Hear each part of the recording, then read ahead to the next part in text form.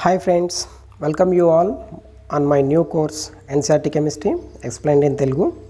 Friends, ఈ వీడియోలో మనం NCERT Chemistry టెక్స్ట్ బుక్ని line to line word to word చదివి మీకు తెలుగులో ఎక్స్ప్లెయిన్ చేస్తాను ఫ్రెండ్స్.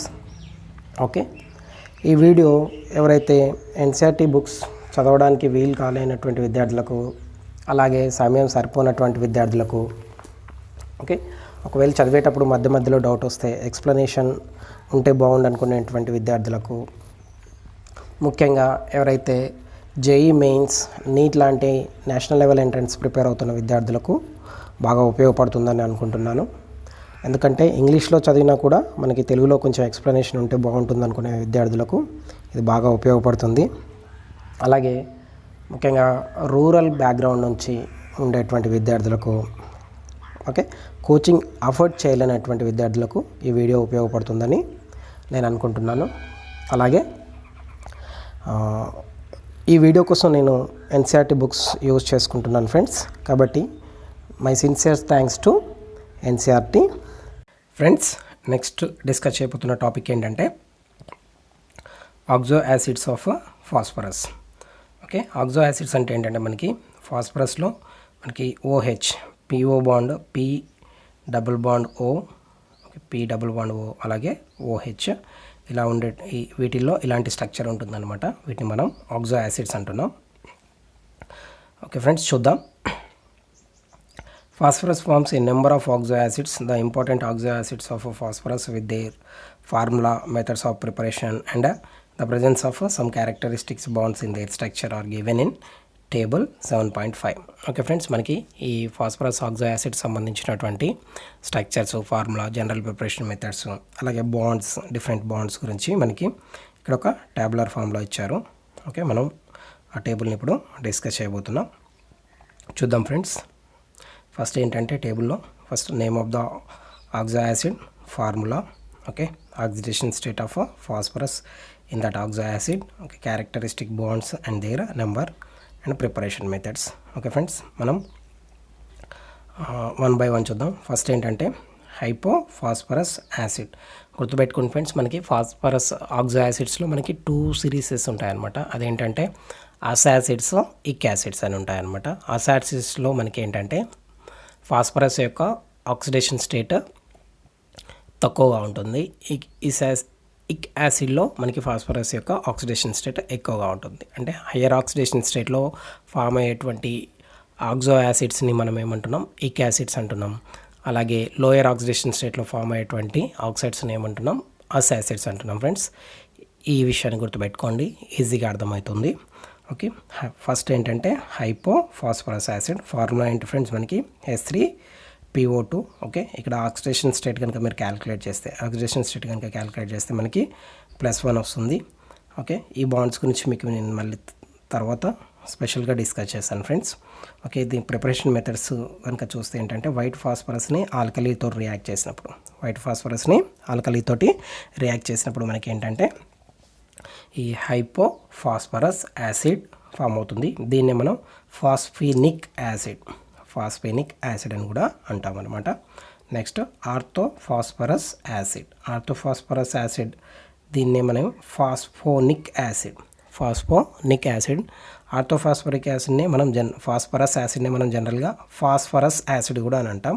ఈ ఆర్థో చెప్పకుండా ఫాస్ఫరస్ యాసిడ్ అని కూడా అంటాం. ఫార్ములా చూడండి ఫ్రెండ్స్, మనకి H3PO3. జనరల్గా మనకి కనిపించేటువంటి యాసిడ్స్ ఏంటంటే ఫాస్ఫరస్ యాసిడ్, ఫాస్ఫోరిక్ యాసిడ్. ఈ 2 యాసిడ్లు మనకి జనరల్గా ఎక్కువసార్లు మనకి రియాక్షన్లో కానీ, ఈ ఫాస్ఫరస్ సంబంధించి ఆక్సో యాసిడ్లో కానీ ఎక్కువసార్లు వీటిని మనం స్టడీ చేస్తామన్నమాట. ఓకే, గుర్తుపెట్టుకోవాలి ఫ్రెండ్స్. ఇక్కడ మనకి ఏంటంటే ఆక్సిడేషన్ స్టేట్ చూద్దాం. ఆక్సిడేషన్ స్టేట్ ఏంటంటే +3. ఇక్కడ మనకి రియాక్షన్ ఏంటంటే, ఓకే, P2O3ని మనం ఫాస్ఫరస్ ట్రైఆక్సైడ్ని కనుక హైడ్రాలసిస్ చేసినప్పుడు మనకి ఆర్థోఫాస్ఫరస్ యాసిడ్ ఆర్ ఫాస్ఫోనిక్ యాసిడ్ మనకి ఫామ్ అవుతుందన్నమాట. ఇదేంటంటే ప్రిపరేషన్ మెథడ్. నెక్స్ట్ పైరోఫాస్ఫరస్ యాసిడ్ ఏంటంటే ఫ్రెండ్స్, మనకి చూడండి ఫార్ములా H4P2O5 H4P2O5 ఒకసారి చూడండి మనకి ఇది ఎలా వస్తుందంటే PCl3ని మనకి ఏంటంటే H3PO3తో రియాక్ట్ చేసినప్పుడు PCl3ని H3PO3తో రియాక్ట్ చేసినప్పుడు మనకి ఏంటంటే పైరో ఫాస్ఫరస్ యాసిడ్ వస్తుంది. ఇక్కడ మనకి ఫాస్ఫరస్ యొక్క ఆక్సిడేషన్ స్టేట్ ఎంత ఫ్రెండ్స్ +3. ఓకే, నెక్స్ట్ హైపోఫాస్ఫోరిక్ యాసిడ్ ఇక్కడ హైపోఫాస్ఫోరిక్ యాసిడ్లో ఏంటంటే ఫార్ములా ఏంటి H4P2O6 ఆక్సిడేషన్ స్టేట్ ఎంత ఫ్రెండ్స్ మనకి +4 అనమాట. ఓకే, మనకి ఇక్కడ ప్రిపరేషన్ మెథడ్ ఏంటంటే రెడ్ ఫాస్ఫరస్ని ఆల్కలీతో రియాక్ట్ చేసినప్పుడు మనకి హైపోఫాస్ఫోరిక్ యాసిడ్ ఫామ్ అవుతుందన్నమాట. నెక్స్ట్ ఆర్థోఫాస్ఫోరిక్ యాసిడ్ అన్న ఈ ఆర్థో తీసేసి సింపుల్గా ఫాస్ఫోరిక్ యాసిడ్ అన్న కూడా రెండు కూడా సేమ్ ఫ్రెండ్స్. చూడండి ఫార్ములా H3PO4 ఆక్సిడేషన్ స్టేట్ ఏంటి ఫ్రెండ్స్ +5. ఓకే, ప్రిపరేషన్ మెథడ్ ఏంటంటే ఫాస్ఫరస్ పెంటాక్సైడ్. ఓకే, దీన్నే మనకి ఇక్కడ P4O10 అని ఉంటుంది, కానీ మనం దీన్ని P2O5గా కూడా రాసుకోవచ్చు ఫ్రెండ్స్. ఏంటంటే మనకి ఫాస్ఫరస్ పెంటాక్సైడ్ని హైడ్రాలసిస్ చేయడం ద్వారా మనం ఏం చేయొచ్చు అంటే ఫాస్ఫోరిక్ యాసిడ్ని ఫామ్ చేయొచ్చు. అదే ఫాస్ఫరస్ యాసిడ్ని ఒకసారి కంపేర్ చేద్దాం ఫ్రెండ్స్. ఇక్కడ ఏంటంటే ఫాస్ఫరస్ ట్రయాక్సైడ్ని హైడ్రాలసిస్ చేసినప్పుడు మనకి ఫాస్ఫరస్ యాసిడ్ ఫామ్ అవుతుంది. అదే ఫాస్ఫరస్ పెంటాక్సైడ్ని హైడ్రాలసిస్ చేసినప్పుడు మనకి ఫాస్ఫోరిక్ యాసిడ్ ఫామ్ అవుతుంది. ఓకే, ఇలా కంపారిజన్ని గుర్తుపెట్టుకోండి. నెక్స్ట్ మనకి పైరోఫాస్ఫోరిక్ యాసిడ్ ఫార్ములా చూడండి ఫ్రెండ్స్, మనకి ఏంటంటే H4P2O7 ఇక్కడ మనకి ఏంటంటే ఆక్సిడేషన్ స్టేట్ +5. అలాగే మనకి ఏంటంటే దీన్ని ఎలా ఫామ్ చేయొచ్చు అంటే ఫాస్ఫోరిక్ యాసిడ్ని హీట్ చేయడం ద్వారా అంటే యాక్చువల్గా ఏం జరుగుతుందంటే మనకి రెండు ఫాస్ఫోరిక్ యాసిడ్స్ని హీట్ చేయడం ద్వారా మనకి ఒక వాటర్ మాలిక్యూల్ లాస్ అవుతుంది. ఒకసారి చూడండి ఫ్రెండ్స్, మనకి 2H3PO4. ఓకే, ఇదేంటి ఫాస్ఫోరిక్ యాసిడ్. దీన్ని కనుక మనం హీట్ చేస్తామనుకోండి, హీట్ చేస్తే మనకి ఏమవుతుందంటే ఒక వాటర్ మాలిక్యూల్ లాస్ అవుతుందన్నమాట. ఒక వాటర్ మాలిక్యూల్ లాస్ అయ్యి మీరు ఫార్ములా చూడండి H4P2O7. ఓకే, ఇదేంటి పైరోఫాస్ఫోరిక్ యాసిడ్. అలాగే మనకి పైరోఫాస్ఫరస్ యాసిడ్ కూడా చూసాం ఫ్రెండ్స్ ఇందాక మనం. పైరోఫాస్ఫరస్ యాసిడ్ ఇక్కడ కూడా అలాగే అనమాట. ఏంటంటే మనకి ఫాస్ఫరస్ యాసిడ్స్ని రెండింటిని కనుక కంబైన్ చేసినప్పుడు అందులోంచి ఒక వాటర్ మాలిక్యూల్ తీసేస్తే ఈ పైరోఫాస్ఫరస్ యాసిడ్ వస్తుందన్నమాట. ఓకే, ఇక్కడ కూడా మనకి ఏంటంటే సిమిలర్ స్ట్రక్చర్, కానీ ఇక్కడ ప్రిపరేషన్ మెథడ్ డిఫరెంట్ అనమాట. కానీ ఏంటంటే ఇది మనకి ఇలా కనిపిస్తుంది అనమాట. రెండు ఆర్థోఫాస్ఫరస్ యాసిడ్ మాలిక్యూల్స్ని జాయిన్ చేసి వాటర్ తీసేయడం ద్వారా మనకి పైరోఫాస్ఫరస్ యాసిడ్ వస్తుంది. అలాగే ఇక్కడ కూడా ఏంటంటే మనకి పైరోఫాస్ఫోరిక్ యాసిడ్ ఇది కూడా ఏంటంటే మనకి రెండు ఫాస్ఫోరిక్ యాసిడ్ మాలిక్యూల్స్ని జాయిన్ చేయడం ద్వారా మనకి ఏంటంటే ఒక వాటర్ మాలిక్యూల్ తీసేయడం ద్వారా మనకి పైరోఫాస్ఫోరిక్ యాసిడ్ వస్తుందన్నమాట. నెక్స్ట్ ఏంటంటే మెటాఫాస్ఫోరిక్ యాసిడ్ ఫార్ములా చూడండి ఫ్రెండ్స్, ఏంటంటే ఇది పాలిమరిక్ ఫామ్ అనమాట. యాక్చువల్గా HPO3 taken n times. Okay, HPO3 taken n times. ఇదేంటి మెటాఫాస్ఫోరిక్ యాసిడ్. ఆక్సిడేషన్ స్టేట్ చూడండి ఫ్రెండ్స్, మనకి ఏంటంటే +5. అలాగే మనకి ప్రిపరేషన్ మెథడ్ చూసినప్పుడు phosphorus acid and bromine heat in a sealed tube. Okay, phosphorus acid అంటే H3PO3కి మనం బ్రోమిన్ యాడ్ చేసి మనం రియాక్షన్ కనుక చేసినప్పుడు మనకి ఏంటంటే మెటాఫాస్ఫోరిక్ యాసిడ్ ఫామ్ అవుతుందన్నమాట. చూడండి ఫ్రెండ్స్, వీటన్నిటిలో కూడా ఏంటంటే మనకి ఫాస్ఫరస్ డిఫరెంట్ ఆక్సిడేషన్ స్టేట్ని చూపిస్తుంది. ఇక్కడ +1, ఇక్కడ మనకి +3 అలాగే +4 అలాగే మనకి +5 ఆక్సిడేషన్ స్టేట్స్ అనమాట. ఇప్పుడు మనకి +4 అండ్ +5 ఓకే ఇవేంటి హయ్యర్ ఆక్సిడేషన్ స్టేట్స్. ఇక్కడ ఈ +4 +5 ఆక్సిడేషన్ స్టేట్లో వచ్చేటువంటి యాసిడ్స్ ఏమిటంటే మనకి ఇక్తో ఎండ్ అవుతాయి అనమాట. అంటే హైపోఫాస్ఫోరిక్ యాసిడ్, పైరోఫాస్ఫోరిక్ యాసిడ్ అలా అనమాట. మెటాఫాస్ఫోరిక్ యాసిడ్, ఆర్థోఫాస్ఫోరిక్ యాసిడ్ ఇలా. అలాగే మనకి ఏంటంటే లోయర్ ఆక్సిడేషన్ స్టేట్స్ +1 కానివ్వండి, +3లో కానివ్వండి మనకి ఏంటంటే ఇక్కడ యాసిడ్ యొక్క నేమ్ అస్తో ఎండ్ అవుతుందన్నమాట. Okay like orthophosphorous acid, pyrophosphorous acid అలా అనమాట. నెక్స్ట్ మనకి ఏంటంటే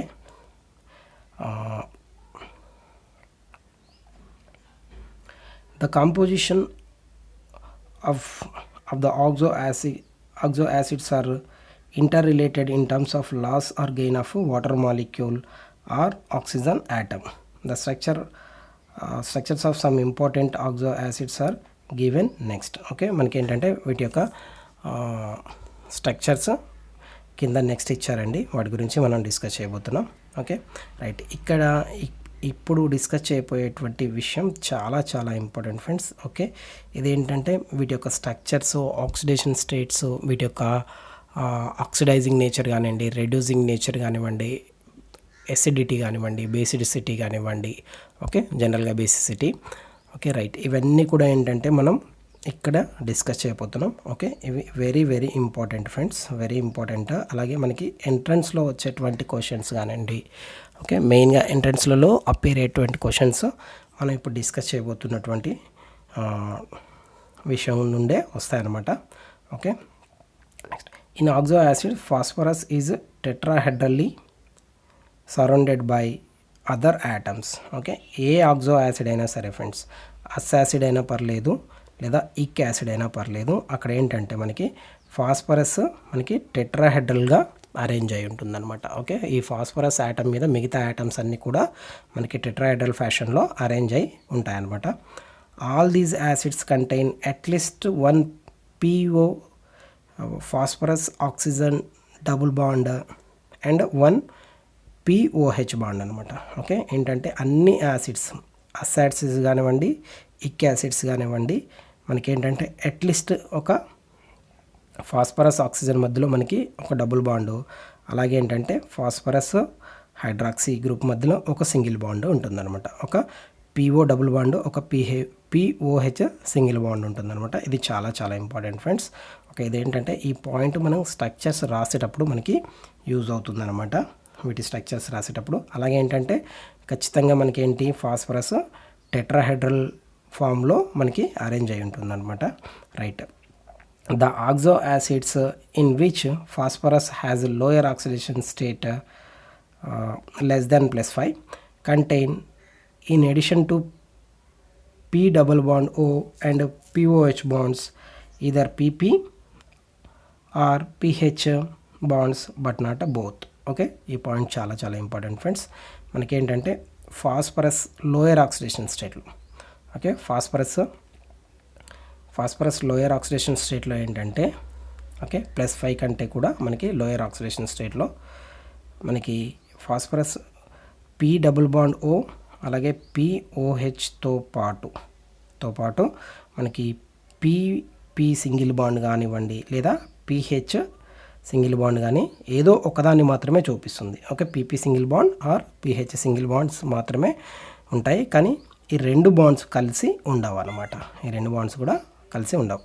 ఓకే మళ్ళీ చెప్తున్నాను ఫ్రెండ్స్, మనకి ఏంటంటే ఫాస్ఫరస్ లోయర్ ఆక్సో యాసిడ్స్లో ఫాస్ఫరస్కు సంబంధించినటువంటి లోయర్ ఆక్సో యాసిడ్స్ అంటే ఏంటంటే +5 కంటే తక్కువ ఆక్సిడేషన్ స్టేట్ ఉండేటువంటి ఆక్సో యాసిడ్స్లో మనకి P డబుల్ బాండ్ O అలాగే POH బాండ్తో పాటు PP సింగిల్ బాండ్ కానివ్వండి, PH సింగిల్ బాండ్ కానివ్వండి మనం చూస్తాము, కానీ ఈ రెండు మాత్రం ఒకేసారి ఉండవన్నమాట.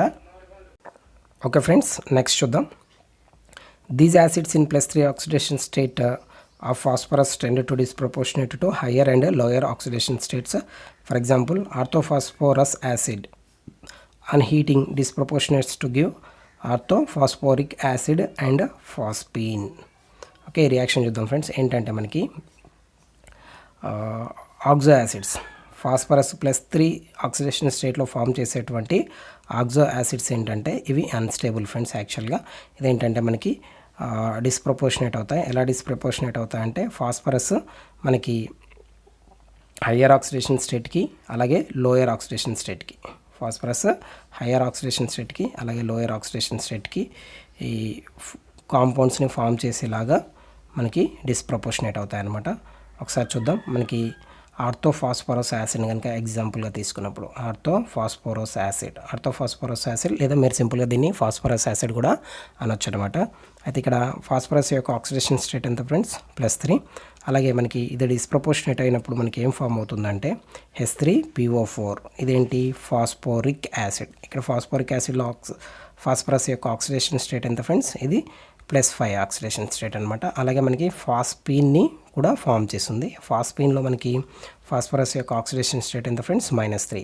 అంటే ఏంటంటే +3 ఆక్సిడేషన్ స్టేట్ ఇది అన్స్టేబుల్ ఫ్రెండ్స్. అలాగే ఇది ఏంటంటే డిస్ప్రపోర్షనేట్ అవ్వడం ద్వారా మనకి +5 ఆక్సిడేషన్ స్టేట్ ఉన్నటువంటి కాంపౌండ్ అలాగే -3 ఆక్సిడేషన్ స్టేట్ ఉన్నటువంటి కాంపౌండ్ ఫామ్ అవుతుంది. అంటే ఏంటంటే ఒక అన్స్టేబుల్ నుంచి మనకి స్టేబుల్ ఆక్సిడేషన్ స్టేట్స్ ఉండేటువంటి ఈ కాంపౌండ్స్ ఫామ్ అవుతాయి అన్నమాట. ఓకే, ఇక్కడ ఏంటంటే మనకి ఒకే ఎలిమెంట్ లేదా ఒకే యాటమ్ ఆక్సిడైజ్ అవ్వడము అలాగే రెడ్యూస్ అవ్వడం జరిగితే దీన్నే మనం డిస్ప్రపోర్షనేషన్ అంటామని మనకు తెలుసు ఫ్రెండ్స్.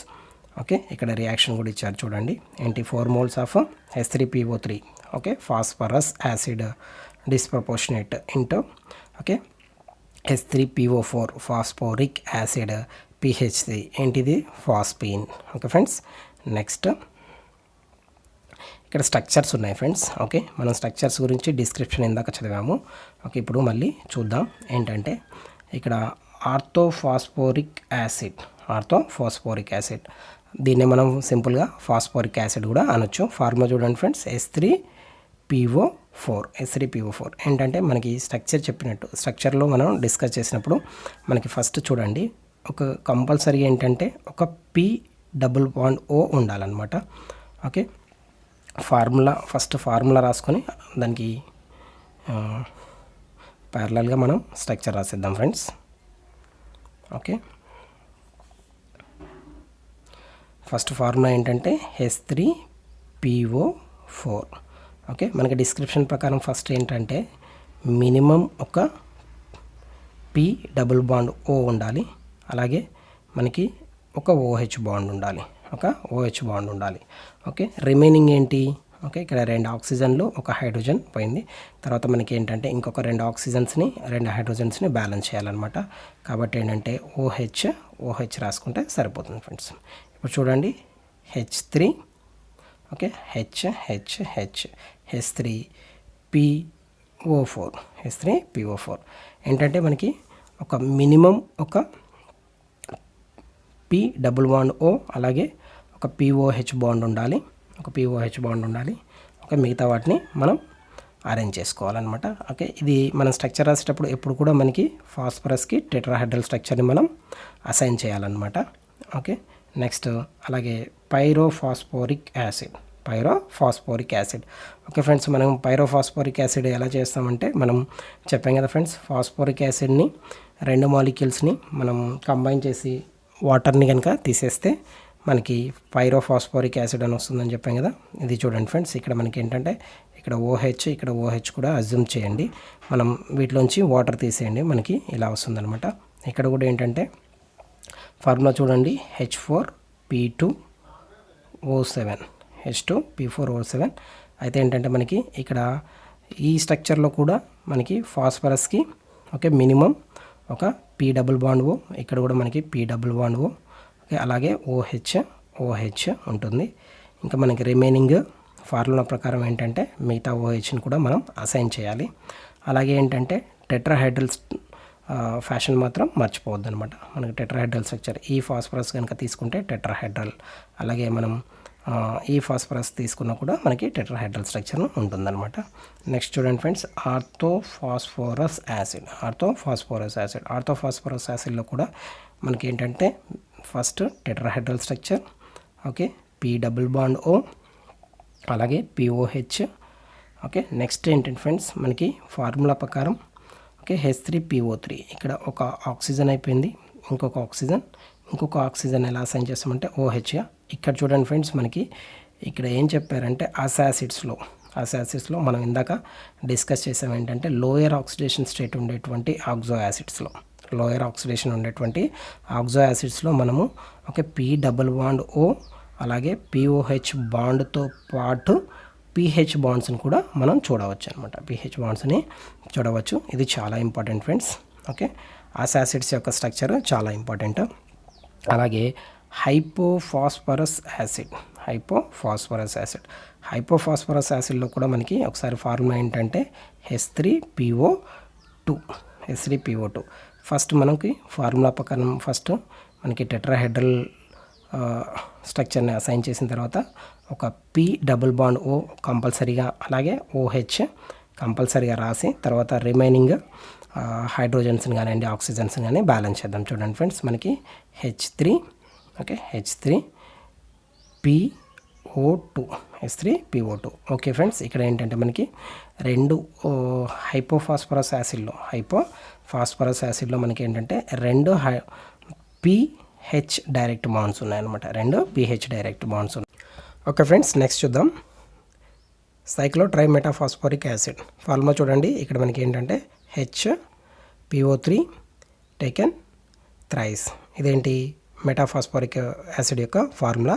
ఓకే, 3 టైమ్స్ తీసుకుంటున్నాం కాబట్టి ట్రైమెటాఫాస్ఫోరిక్ యాసిడ్. ఇదేంటి మనకి ఓకే ఒక రింగ్ ఫామ్లో ఉందన్నమాట, కాబట్టి ఇది సైక్లో. ఓకే, ఇక్కడ కూడా మళ్ళీ ఏంటంటే స్ట్రక్చర్ చూసినప్పుడు సేమ్ బేసిక్ ప్రిన్సిపల్ ఫ్రెండ్స్. ఏంటంటే ఒక ఫాస్ఫరస్కి మనకి ఒక డబుల్ బాండ్తో oxygen, okay double bond oxygen, అలాగే మనకి ఒక సింగిల్ బాండ్ OH. రిమైనింగ్ ఏంటంటే మనం టెట్రాహెడ్రల్ స్ట్రక్చర్ ఫ్యాషన్లో మిగతా ఐటమ్స్ని అరేంజ్ చేయాలన్నమాట. ఇక్కడ 3 ఫాస్ఫరస్లు ఉన్నాయి చూడండి ఫ్రెండ్స్. సేమ్ ఒకటి ఏంటంటే ఇక్కడ కూడా మనకి ఫాస్ఫరస్ డబుల్ బాండ్ O, అలాగే ఫాస్ఫరస్ OH. ఓకే, అన్ని ఫాస్ఫరస్లు కూడా టెట్రాహెడ్రల్ ఫ్యాషన్లో అరేంజ్ అయి ఉన్నాయన్నమాట. అలాగే నెక్స్ట్ ఏంటంటే పాలీమెటాఫాస్ఫోరిక్ యాసిడ్ ఫార్ములా చూడండి ఫ్రెండ్స్. ఏంటి మెటాఫాస్ఫోరిక్ యాసిడే, కాకపోతే ఏంటంటే ఇక్కడ మోర్ నెంబర్ అనమాట, టేకెన్ n టైమ్స్.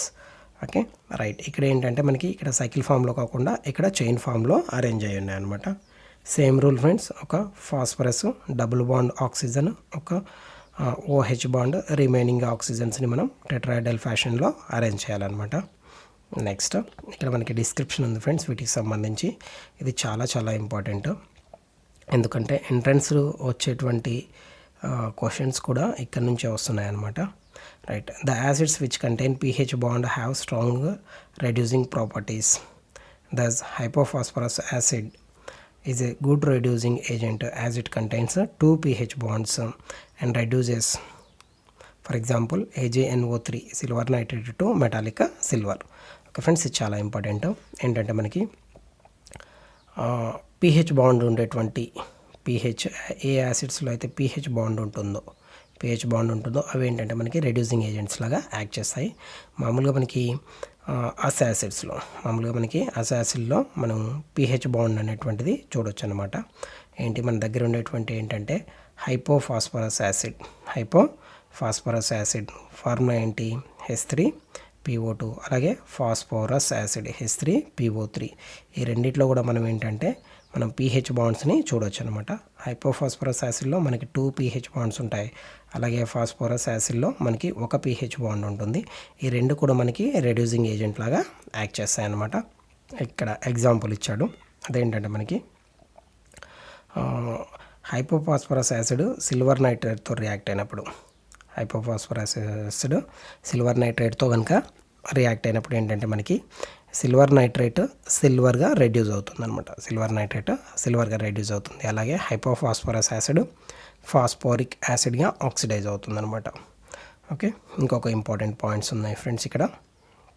అదేంటంటే these pH bonds are not ionisable to give H+ and do not play any role in basicity. Okay, ఇది చాలా చాలా ఇంపార్టెంట్ ఫ్రెండ్స్. ఏంటంటే మనకి ఈ pH బాండ్ అనేటువంటిది వాటర్లో డిజాల్వ్ చేసినప్పుడు ఈ pH బాండ్ ఈజీగా బ్రేక్ అవ్వదన్నమాట. అలాగే మనకి ఏంటంటే దీని నుంచి H+ అయాన్స్ అనేటువంటివి రిలీజ్ అవ్వవు. ఓకే, అందుకోసం ఏంటంటే ఈ యాసిడ్స్ యొక్క బేసిసిటీకి ఇవి ఎలాంటి కంట్రిబ్యూషను ఇవ్వవు అనమాట. Okay, right. అలాగే మనకి only those H atoms which are attached with the oxygen in POH form are ionizable and cause the basicity. Okay friends, అలాగే మనకి ఏంటంటే POH బాండ్ కూడా ఉంటుందని చెప్పాం కదా ఫ్రెండ్స్. ఈ POH బాండ్లో ఆక్సిజన్కి అటాచ్ అయినటువంటి ఈ హైడ్రోజన్ మాత్రమే మనకి వాటర్లో డిజాల్వ్ చేసినప్పుడు H+ అయాన్ని రిలీజ్ చేస్తుంది అనమాట. H+ అయాన్ని రిలీజ్ చేస్తుంది.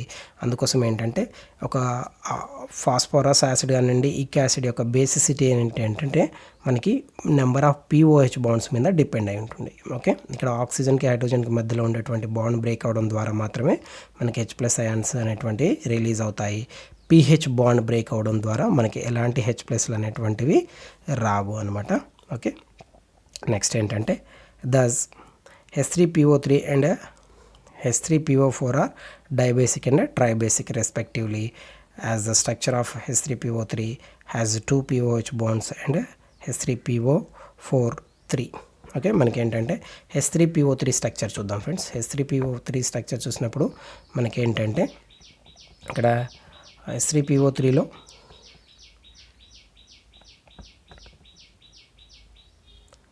ఒకసారి చూడండి, ఇక్కడ మనకి H3PO3 ఇక్కడ ఏంటంటే మనకి 2 OH బాండ్స్ ఉన్నాయన్నమాట. ఈ 2 OH బాండ్స్ ఉండడం వల్ల ఏంటంటే వీటి నుండి మాత్రమే మనకి H+ అయాన్స్ రిలీజ్ అవుతాయి.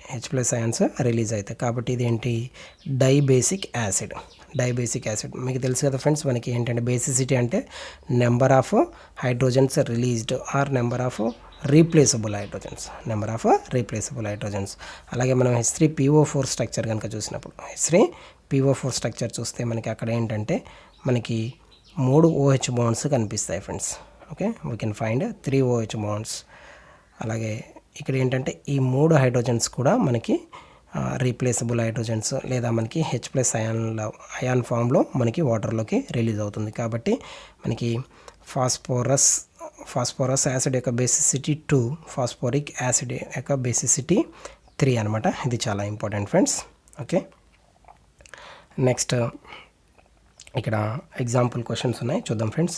How do you account for the reducing behaviour of H3PO2 hypophosphorous on the basis of its structure. Okay friends, మనకి హైపోఫాస్ఫరస్ యొక్క రెడ్యూసింగ్ క్యారెక్టర్ని ఎలా డిఫైన్ చేస్తామని అడుగుతున్నారు. ఒకసారి స్ట్రక్చర్ చూద్దాం ఫ్రెండ్స్. మనకి స్ట్రక్చర్ రాసి చూస్తున్నప్పుడు మనకి ఫార్ములా ఏంటి, H3PO2. ఓకే, H3PO2 ఒక 1 హైడ్రోజన్, 2 హైడ్రోజన్, 3 హైడ్రోజన్స్. ఓకే, మనకి 3 హైడ్రోజన్స్ ఉన్నాయి. అలాగే మనకి H3PO2 అనమాట, 2 ఆక్సిజన్లో ఒక ఫాస్ఫరస్. ఓకే, ఇక్కడ ఏంటంటే దీనికి రెడ్యూసింగ్ క్యారెక్టర్ ఎలా వస్తుందనేది చూద్దాం. Okay, in H3PO2 2 hydrogen atoms are bonded directly to phosphorus which imparts a reducing character to the acid. Okay, మనకి ఇక్కడ ఏంటంటే స్ట్రక్చర్లో మనం డైరెక్ట్గా చూడొచ్చు. అదేంటంటే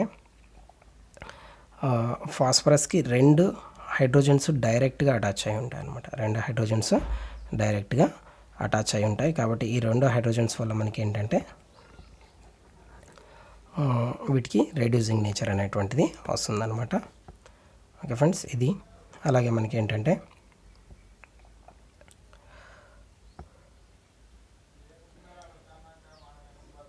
నెక్స్ట్ క్వశ్చన్స్ చూద్దాం. Okay, what is the basicity of H3PO4? H3PO4 అన్నాడు. ఓకే, ఇక్కడ H3PO4లో బేసిసిటీ ఎంత ఫ్రెండ్స్? ఇప్పుడే చూసాం మనం, 3 వస్తుందన్నమాట. ఒకసారి స్ట్రక్చర్ మళ్ళీ రాస్తాను నేను. ఇక్కడ ఏంటంటే మనకి POH బాండ్స్ ఉంటాయన్నమాట. 3 POH బాండ్స్ ఉంటాయి. ఇందులో మనకి రీప్లేసబుల్ హైడ్రోజన్స్ ఉంటాయన్నమాట. Okay, right. Next what happens when H3PO3 is heated. Okay friends, ఇది చాలా ఇంపార్టెంట్ రియాక్షన్. మనకు తెలుసు H3PO3లో మనకి ఫాస్ఫరస్ +3 ఆక్సిడేషన్ స్టేట్ని కలిగి ఉంటుంది. +3 ఆక్సిడేషన్ స్టేట్ కలిగి ఉంటుంది. కాబట్టి దీన్ని హీట్ చేసినప్పుడు ఏమవుతుందంటే ఇది డిస్ప్రపోర్షనేట్ అవుతుంది. ఎలా డిస్ప్రపోర్షనేట్ అవుతుందంటే ఒక హయ్యర్ ఆక్సిడేషన్ స్టేట్ అలాగే ఒక లోయర్ ఆక్సిడేషన్ స్టేట్ ఉండేటువంటి కాంపౌండ్స్గా డిసోసియేట్ అవుతుంది. ఓకే, ఇక్కడ రియాక్షన్ ఏంటంటే ఇక్కడ మనకి ఫాస్ఫరస్ యాసిడ్ H3PO3. ఓకే, ఇది డిస్ప్రపోర్షనేట్ అయినప్పుడు మనకి H3PO4 అలాగే PH3 ఫామ్ అవుతుందన్నమాట. ఇక్కడ చూద్దాం ఫ్రెండ్స్, మనకి ఏంటంటే ఇక్కడ ఆక్సిడేషన్ స్టేట్ +3, ఇక్కడ ఆక్సిడేషన్ స్టేట్ +5, ఇక్కడ ఆక్సిడేషన్ స్టేట్ -3, ఆక్సిడేషన్ స్టేట్ -3 అనమాట. రైట్, ఇది ఏంటంటే మనకి ఫాస్ఫరస్ యాసిడ్ని హీట్ చేసేటప్పుడు జరిగేటువంటి రియాక్షన్స్ అనమాట. ఓకే ఫ్రెండ్స్, ఈ వీడియోతో మనం గ్రూప్ 15 ఎలిమెంట్స్ని కంప్లీట్ చేసుకున్నాం. I hope you enjoyed my videos. Okay friends, మీకు ఇంకేమైనా డౌట్స్ ఉంటే నాకు కామెంట్ బాక్స్లో పెట్టండి. మీకు డౌట్స్ కానీ ఏవైనా సలహాలు కానీ కావాలంటే కామెంట్ బాక్స్లో కామెంట్ పెట్టండి. అలాగే నా వీడియోస్ని లైక్ చేయండి, షేర్ చేయండి. అలాగే నా ఛానల్ని తప్పకుండా సబ్స్క్రైబ్ చేయండి. మీ ఫ్రెండ్స్కి సజెస్ట్ చేయండి ఫ్రెండ్స్. Okay, thank you.